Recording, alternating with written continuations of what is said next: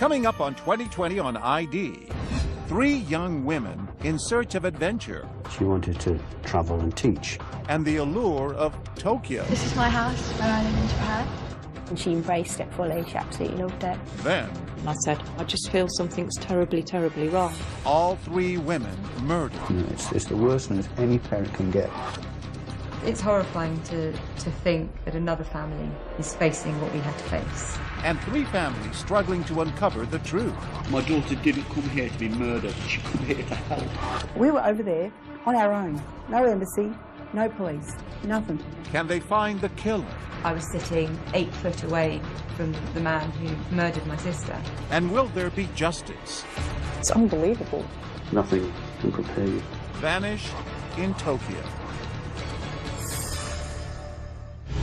Welcome to 2020 on ID. I'm John Quinones. Losing a child is one of the deepest wounds a parent can suffer.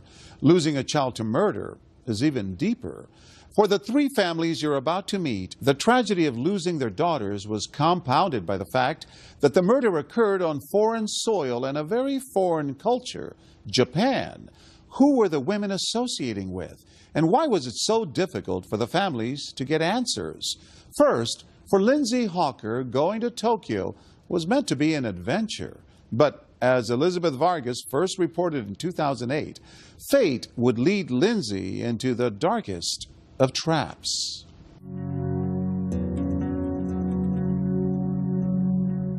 Although they live an ocean away in the English village of Warwickshire, the Hawker family may seem a lot like yours.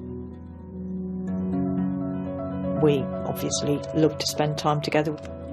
You realise what things in life are important, and your love for your family and each other is definitely the most important thing. Even when we got older, we still went on holidays together, the 5 of us. We was a very close family. The Hawker family had 3 daughters. The first to go out on her own was 21-year-old Lindsay.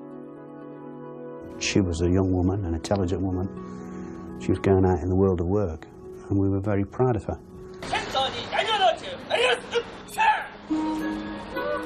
Lindsay was off to teach English in Japan. She'd chosen to experience a country steeped in tradition and, as researched by the Hawkers, a place thought to be one of the safest in the world. Going abroad on her own, she needed to be as safe as she could, really. And I think Japan was a whole different culture for her, and I think it was fulfilling a need that Lindsay had. She wanted to travel and teach. Had any of you or any member of the family ever gone to Japan? No. No. I didn't really want her to go either. I was quite reluctant for her to go just because I didn't want her to leave me.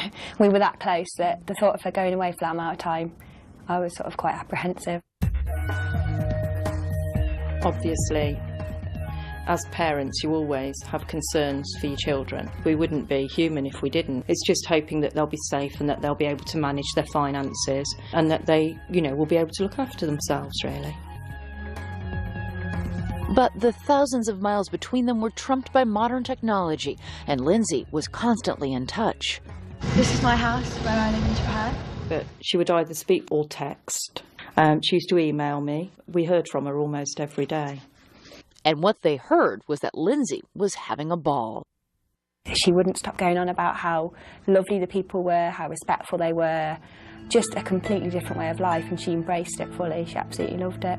Quite an adventure for her. Yeah, I realised, she made the right decision for herself, definitely, and I'm glad she didn't listen to me. I wish she would have listened to you.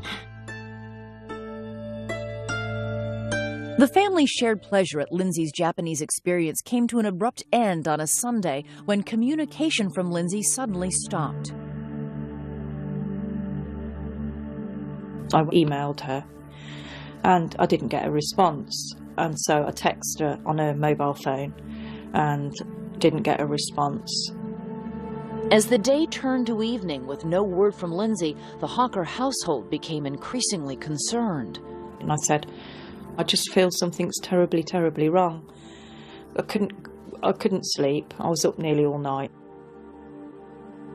And the anxiety the Hawkers felt that night would only multiply the next morning. I got a phone call from her employers. to say that she hadn't reported for work for 2 days. Now, that was not like Lindsay at all. So we then contacted the embassy in Japan, and at that point she was filed as a missing person, and that was on Monday lunchtime. She was gone? Yeah, I remember, like, just collapsing. And I felt really upset because she was my little sister. I remember thinking, I was sick, I was physically sick. I don't think any other parent or sister can understand what it was like to get news like that. It's the worst thing what can happen to any parent. You yourself are a parent, you know that. You know, it's the worst news any parent can get. Lindsay had disappeared in a crowded and mysterious foreign culture, a world away, and the Hawkers made immediate plans to go there. You've just got to find your child. Anything else in your life doesn't matter, you've just got to find them. The Hawkers' fears were intensified because the family could clearly remember the nightmarish, high-profile case of Lucy Blackman, another 21-year-old British woman who vanished in Japan. Lucy's father was quick to get in touch with the Hawkers. Tim Blackman has offered us lots of advice and help. He's been very helpful. He's a very kind man. It's a terrible fraternity you're part of. And yet the experience from another family with a similar loss can help in sometimes those dark days. Nothing can help us.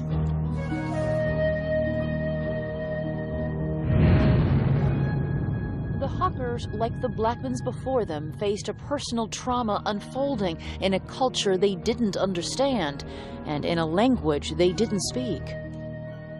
We see echoes of what we were dealing with shining through the Hawker investigation, and I kept finding myself either up a blind alley or a door that wouldn't really open. It's horrifying to think that another family is facing what we had to face, and in such similar circumstances. 7 years earlier, Lucy's sister and father had rushed to Japan to help find her. Their first strategy had been to get the Japanese press on their side.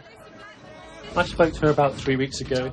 We wanted to get them interested in Lucy's case so that on primetime TV in the evening, Lucy's face would pop up, and we were expecting somebody to ring in and say, oh yes, she's being kept in the flat across the way from me or whatever. But whatever their efforts, the Blackmans heard nothing. Lucy disappeared in the summer, and by the time the snow fell, hope was fading. In a traumatic story that lingers to this day, the Blackmans would wait more than half a year for any answers about Lucy. For Lindsay Hawker's family, things would move much more quickly, but with a stunning similarity. Lindsay was a beautiful girl, so was Lucy Blackman. You know, they both had dreadful, dreadful crimes committed upon them. What happened to Lindsay and Lucy? Their families find out when we come back.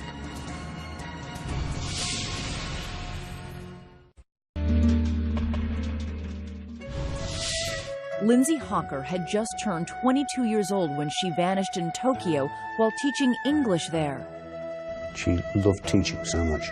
She was kind, she was caring, she helped people, and I don't think of whom they could have been more proud than Bill and I have been of Lindsay. We just prayed, really. We just prayed that she'd be all right. Lindsay Hawker's disappearance created a chilling sense of déjà vu for another English family, that of Lucy Blackman. She vanished in Tokyo 7 years earlier. It pains me to put myself back in that situation, to remember what it was like. I almost have a kind of breakdown thinking about it, because it was such a hugely traumatic thing to take on. We were out looking to bring Lucy home and have her laughing and chattering in our sitting room again. Well, I spent quite a lot of time just thinking, you know, why didn't I understand how dangerous this trip could have been? Why didn't I ever think for a moment that something might happen to Lucy? Lucy's parents are divorced. Her mother, Jane, made her own trips to Tokyo as the weeks without word on Lucy turned into months. I keep hoping that they'll say, oh, we found her. But realistically, 7 months on, I have to think, you know, the worst. You know, I may never know what ever happened to her.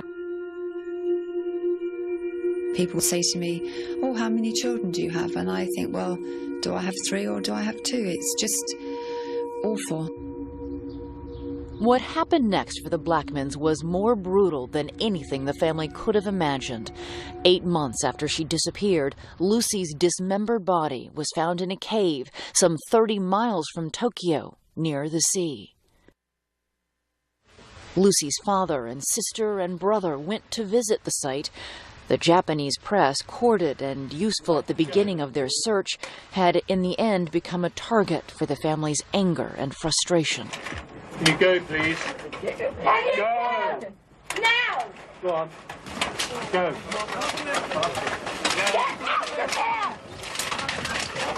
Go, please.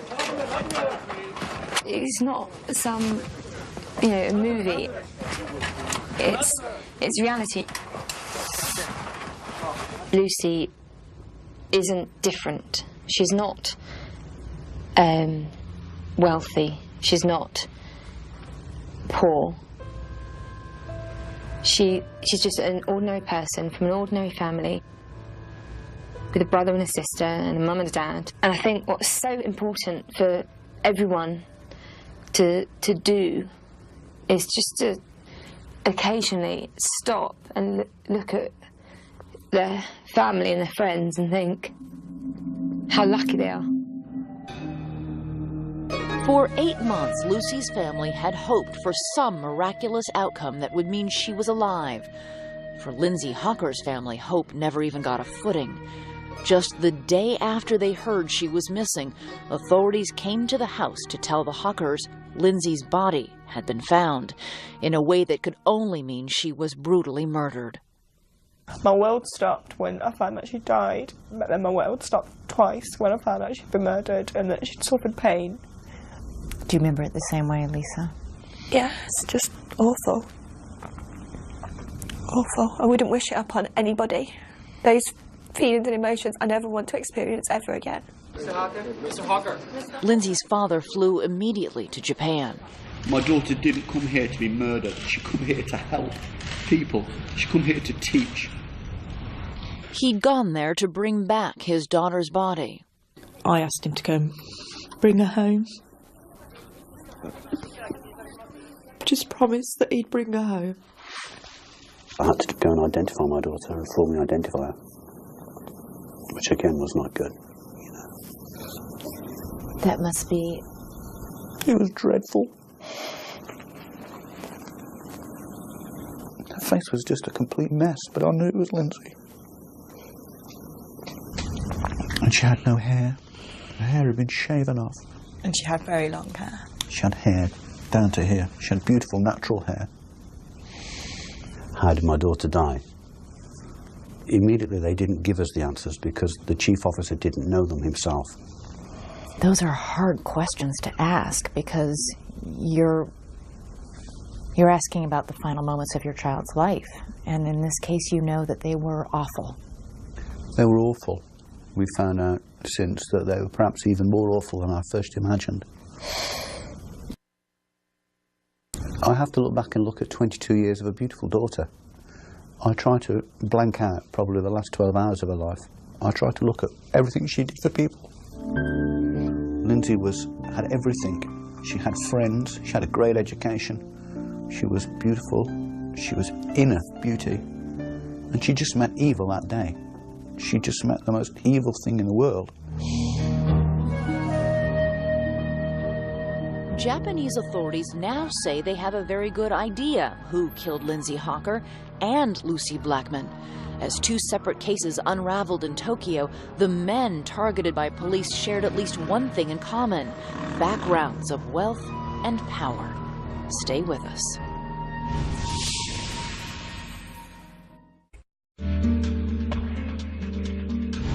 Two families traumatized by the disappearance of their daughters in Tokyo. Now they know the awful truth. Authorities have found the mutilated bodies of Lucy Blackman and Lindsay Hawker. But for the families, that's not enough. They want answers, and they also want justice. Here again, Elizabeth Vargas. In contrast to American and British authorities, Japanese police share very little information with the victim's family. It's heartbreaking. It's heartbreaking because you're dealing with the loss of one of the most important people in your life, and you feel very isolated and very afraid. And we feel as if we're being treated as if we don't have any rights or any entitlement to any information. You go abroad and you have left behind all the sort of support mechanisms that you take for granted in your daily life. The Hawkers are now having to find strength from within, being kept out of the investigation because it might interfere with the police investigation. We've just got to have faith in the Japanese police. The Blackman family said that they felt in dealing with the Japanese police that it was a very polite wall that they ran into. People were very polite and firm. I'm sorry, we have nothing for you today. That's Thank a you very very good much. analogy of the Japanese police. A very good analogy. We can just hope that that wall behind it, they're doing something good. That's all we can hope. What we've said from day one is that we feel as if we have had to conduct our daughter's murder investigation. The well-guarded investigations began where each woman worked. Lindsay Hawker taught English to people of all ages at a language school. Lucy Blackman had a different job, but one that shared some potential clients, wealthy Japanese businessmen. Lucy worked in one of Tokyo's numerous hostess clubs, a popular and long-accepted part of sophisticated nightlife in Japan, and a setting that became central to the mystery around her disappearance. In 2001, I worked in the club where Lucy Blackman was working. Here were places where Japanese businessmen with huge fat expenses wallets could go at the end of the day, and they could basically spend the evening chatting to attractive young women and, you know, drinking Suntory whiskey at $300 a bottle. You would talk to them, you might sing karaoke with them, you would serve them drinks, you would light cigarettes. It was as simple as that. British novelist Mo Hayder set a thriller in that seductively charged atmosphere and says Western women were at a premium. White Westerners was so respected that there would be huge status to having a Western woman on your arm. Lucy Blackman, like many young British, Australian, and American women, thought that hostessing would be lucrative, easy, and safe. The clubs are not selling sex, they're selling alcohol. And the hostesses' interactions with the customers, however flirtatious, are strictly limited. At one point, I think a customer tried to touch a girl on the breast, and he was immediately thrown out of the club and banned for life. When Lucy Blackman vanished, police theorized that a hostess club client may have wanted more. The investigation led authorities to this seaside condominium and its owner, real estate millionaire Joji Obara, a bachelor with a taste for expensive boats, costly cars, and, we've been told, Western women. Obara was a regular on the hostess club scene. One club manager remembers him using different names, but the same elegant style. He came maybe 2 or 3 times. He was very fashionable, wearing Versace and Armani and so forth. He was very good at English, and I saw him talking with girls very quietly. Obara was arrested in a separate rape case.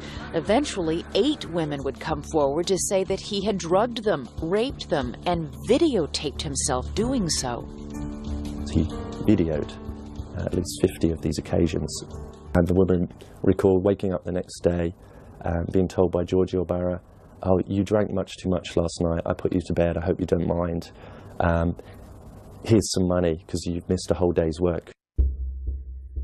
Obara maintained the sex was always consensual, but once he was in custody on the rape charges, police began to connect him to Lucy Blackman. As police searched his properties, there were leaks about telephone records that showed Lucy had made a call from one of his mobile phones. And it turns out that Obara's seaside apartment was located some 300 yards from the cave where Lucy's body was eventually found.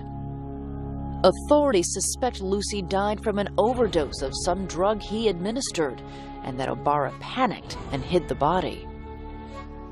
There was sufficient evidence to charge him in Lucy's death, and 7 years after Lucy disappeared, there would finally be a verdict in the case against Joji Obara. Lucy's father says nothing could have kept him away from the courtroom. And I was thinking on the way over, you do lots and lots of things for your children. You go to all sorts of ghastly school events, and you go and sit and watch them fall off the edge of the stage at some, whatever it is, and you do all these things. And I was thinking at the time that, I'm now going to this thing, which would be the final hearing trial of Lucy's killing. Coming up, a verdict in Lucy Blackman's case and the twisted tale of yet another young woman. He videotaped himself raping her, as he had all the others, hundreds, according to the police. Stay with us.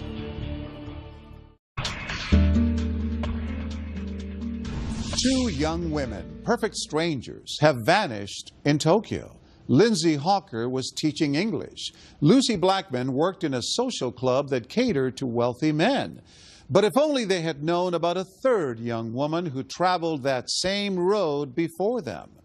Once again, Elizabeth Vargas.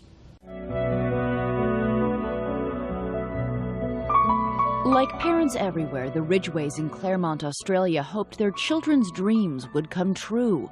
Of their two daughters, Samantha and Carita, it was the younger Carita who showed specific ambitions early in life.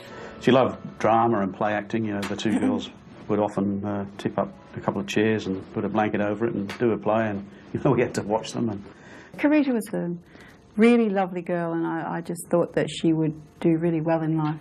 She wanted to be an actor, and she made a couple of little movies and did a couple of screen tests, and it's great to see her there in front of you on the screen, especially where she misses her lines and cracks up. Can I trade my car? And that really typified Carita to me. Take two. In one take, Carita took the role played by Janet Leigh in Hitchcock classic Psycho. Mood for trouble. What? What? I'm going to treat you so fair and square that you won't have one human reason to give me. Can I trade my car and take another? Can I trade my car and take another? In a cruel irony, Carita was fated for an early death as shocking as any in a movie thriller.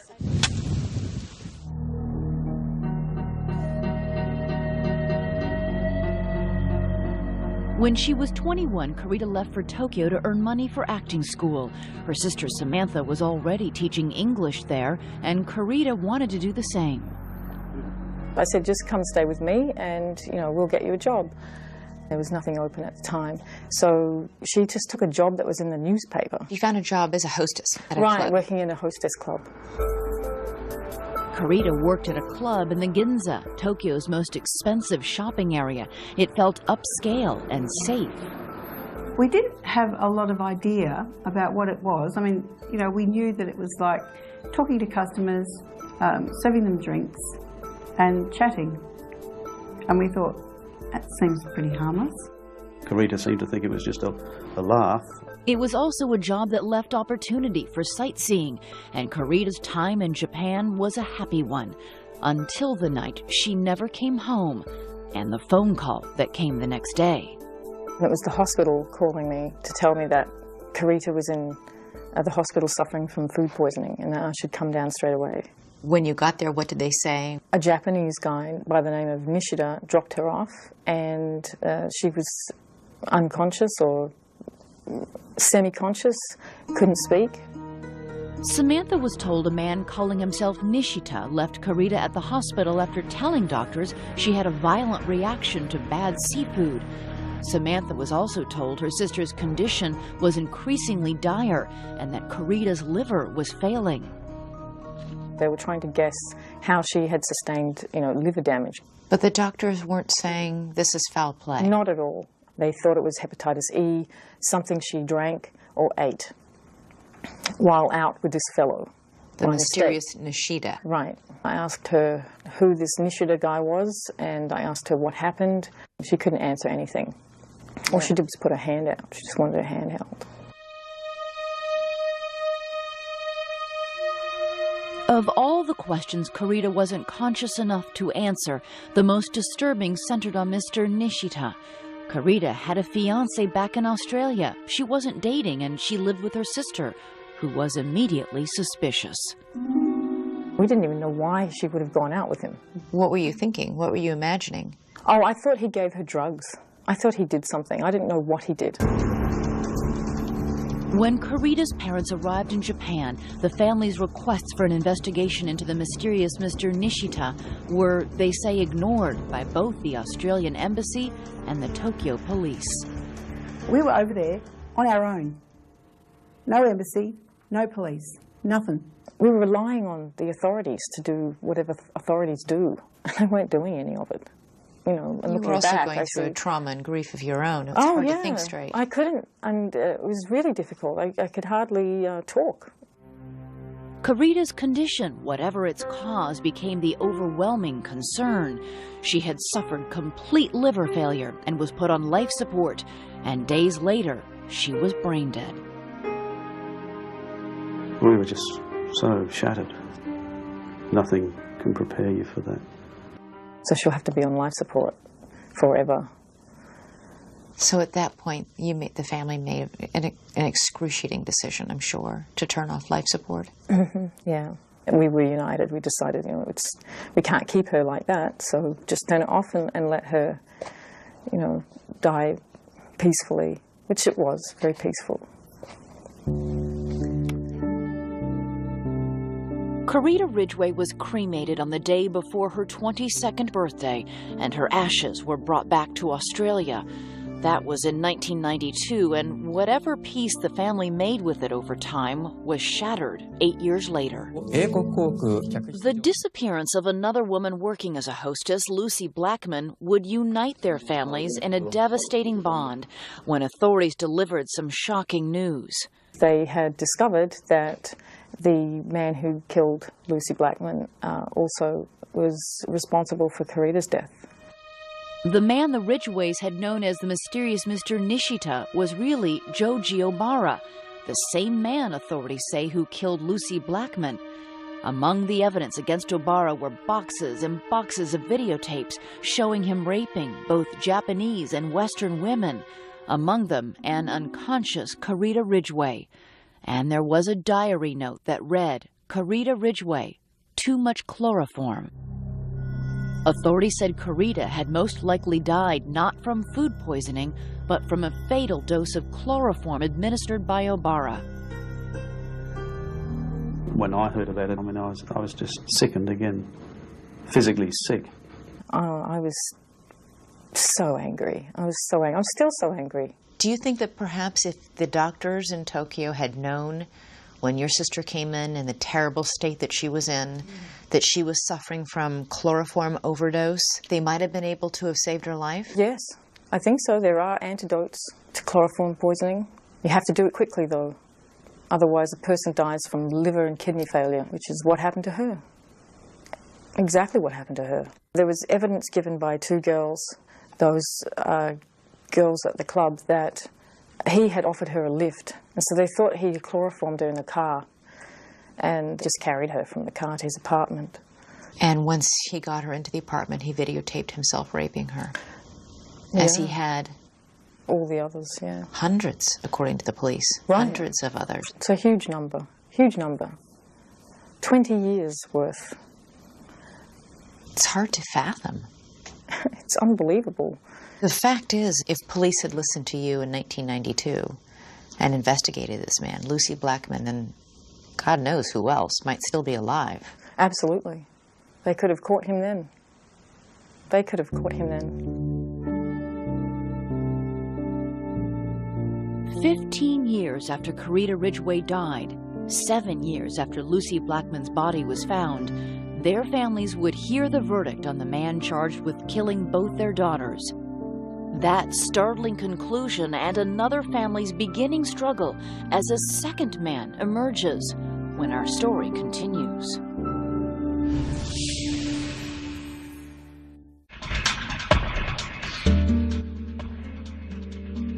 Three young women moved to Tokyo for work and adventure, and all three were murdered. But after years of waiting, the families of two of the women are hoping for justice. Here's Elizabeth Vargas with the conclusion of our story. The trial of Japanese real estate millionaire Joji Obara lasted for almost 7 years, a length not unusual for complex cases in Japan. He'd been charged with 8 rapes and the deaths of 2 young Western women. Lucy Blackman's dismembered body was found in a cave near Obara's home. Through the years, Lucy's father and sister attended the legal proceedings, and they were there at the end of April 2007. It really hit me that I was sitting 8 foot away from the man who murdered my sister, and it was very hard to contain that emotion. Also in the courthouse that day was the family of Carita Ridgway. Videotapes police say Obara had recorded showed him raping her while she was unconscious. Our main point of going for the verdict, to see Obara be given his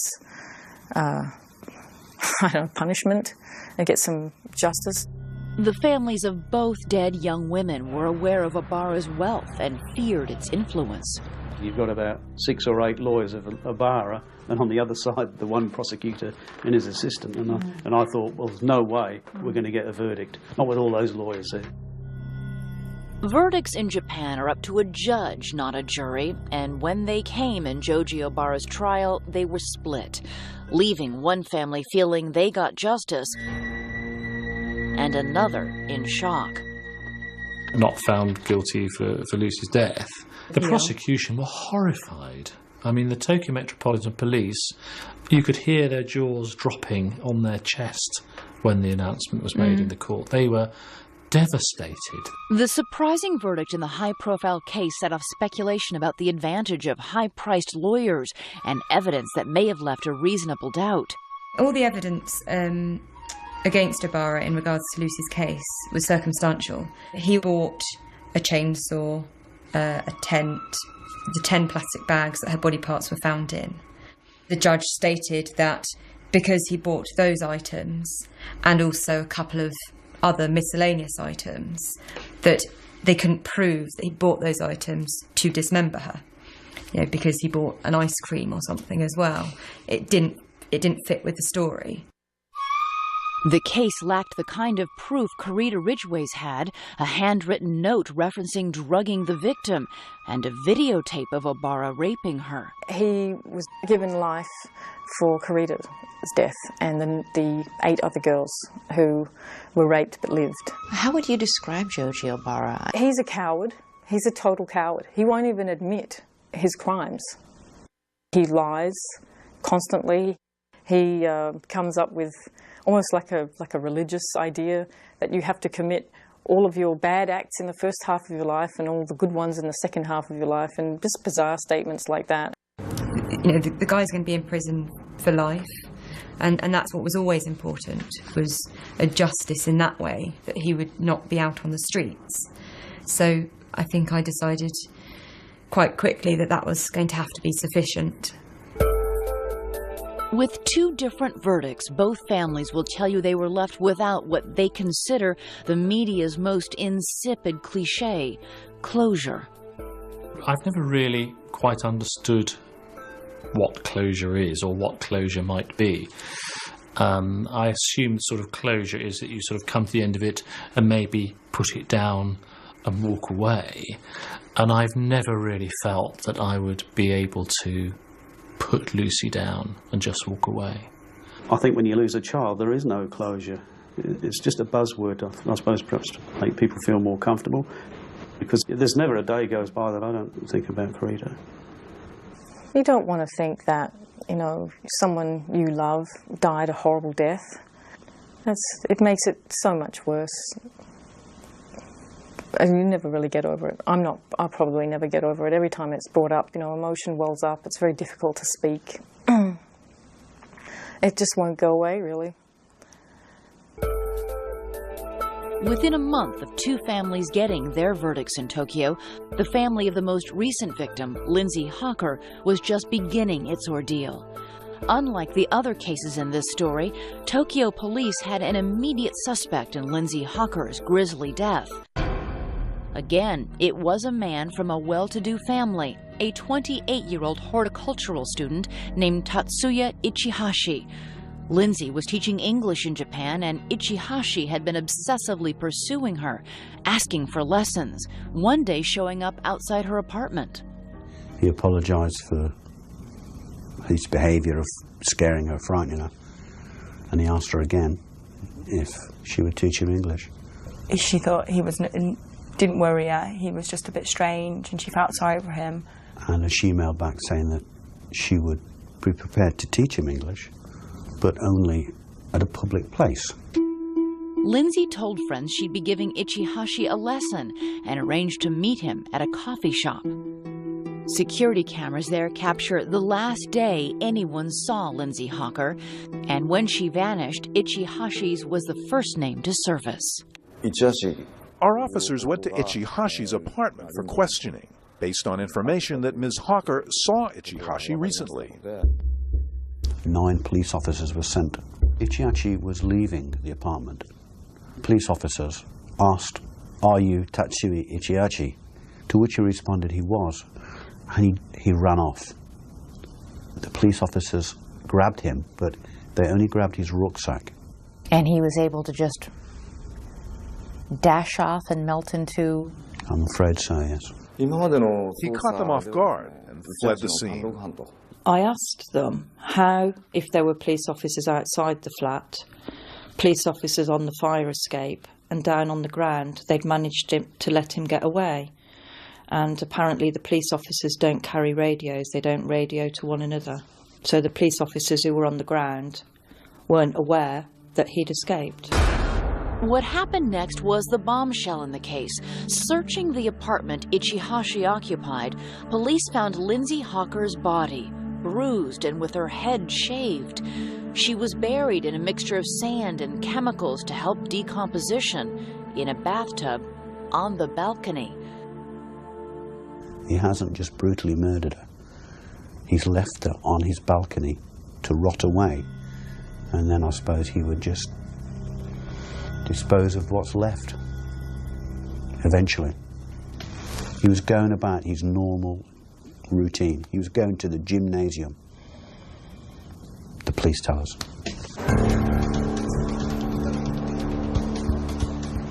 Ichihashi escaped into the vastness of Tokyo. Police think he may be working under a false ID, living as a street person or in disguise.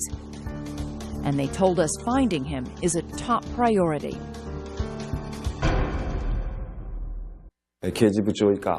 Currently, we have 140 officers, including the Chief of Criminal Investigations, working on the case. It's so difficult when it's 12,000 miles away. Just after my daughter's murder, the Japanese police said it's just a matter of time before they found this suspect. They had his passport. He had very little money. Ichihashi comes from a very well-to-do family. His father's a brain surgeon. His mother's a dentist, I believe. Yep. With no credit cards, no passport. Somebody's got to be helping him. Do you think it's his parents? I wouldn't like to comment on that. The Hawkers say police read them a statement from Ichihashi's parents. We've communicated with them via the police. What did their statement say to you? That he wished to live in America and open a park in America, and that's why he needed to improve his English. And they wished their son would atone for his crime. And they said it was regrettable. They said regrettable. It was regrettable. That's an odd choice of words. That's a disgraceful choice of words, isn't it? They don't deny that he committed the crime. Elizabeth, there is no other suspect So they have enough evidence that he is the only suspect in the murder of my daughter. Police confirm they think he's their man. When Mr. Bill Hawker came to Japan, he said Ichihashi put Japan to shame. Those words resonated in our hearts, and we remember them as we proceed with our investigation. We are determined to find the suspect for Ms. Lindsay. Lindsay's family fears the suspect could be loose anywhere in the world. The family-run website about Lindsay's case displays his picture, as do T-shirts the Hawkers are distributing. They want as many eyes on this face as possible. I just wouldn't want another family to have to go through what we've been through the last 6 months, because it is living hell. He's out there, he's free. Who knows how many missing girls there are out there, and that's what makes this more sinister. Do you think that your family can have peace if he isn't caught? I mean... We'll never have peace, but we'll have a little bit more peace. Knowing that he's off the streets. And the scary thing is Lindsay was probably the most sensible person I know, and was so wise and knowledgeable. And if it can happen to her, it can happen so easy to someone else. We wouldn't wish this on anyone. The pain that we feel every single day, waking up and having to tell yourself your sister's been murdered, I wouldn't want that on anyone. We want to make sure that somebody pays for this crime. But our world will never be the same again. I had 3 beautiful daughters. I've just got 2.